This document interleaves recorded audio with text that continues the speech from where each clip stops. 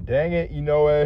One of the worst things about reading a good manga like Vagabond is when they get you hooked and emotionally invested in a character you've been hating on the whole manga. I just got through the part where Matahachi's mom died, and then he ended up growing old and telling stories, entertaining the people. And I was so emotional through that whole stretch of chapters where Matahachi was trying to take his mom home, but she had exhausted all of her energy and was sick because she was so old. And on the one hand, was she a good person? And she had it's kind of just continuing what I was saying about the whole Yoshioka takedown school arc or school takedown arc, where everyone has such good and such bad elements at the same time. Everybody is like a hero to one person and a villain to another person. I just love that so much about that story because it's so true.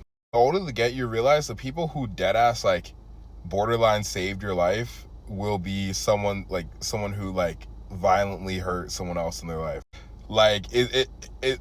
It's really like that, where it's you could have this incredible perspective on a person, another person could just have the worst perspective based off your experience. Every experience is from a perspective, and it's from different perspectives. The sword is a beautiful thing, and the sword play is beautiful. From another perspective, it's violent and destructive. From one perspective, Musashi is fighting these incredible battles with great honor as a man. From another perspective, from the wives and children, he's just slaughtering their fathers. And from one perspective, it's oh well, they chose to fight him, it's their fault. But from another perspective, everyone is choosing to take part in this cycle of killing that just goes on and on and on. So Matahachi and his mom, they both have really strong and really, really weak sides.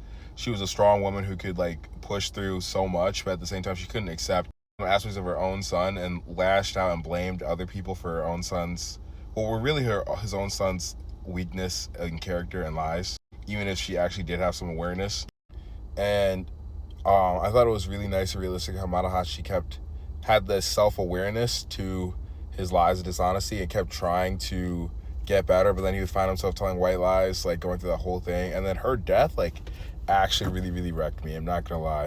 I felt so bad for her. I wanted them to pull through so bad. That actually twisted. And then when she died, I was hoping Matahachi was going to go on this new character arc to actually become a strong person and to reach Musashi's level. But then he just ended up entertaining people and telling stories.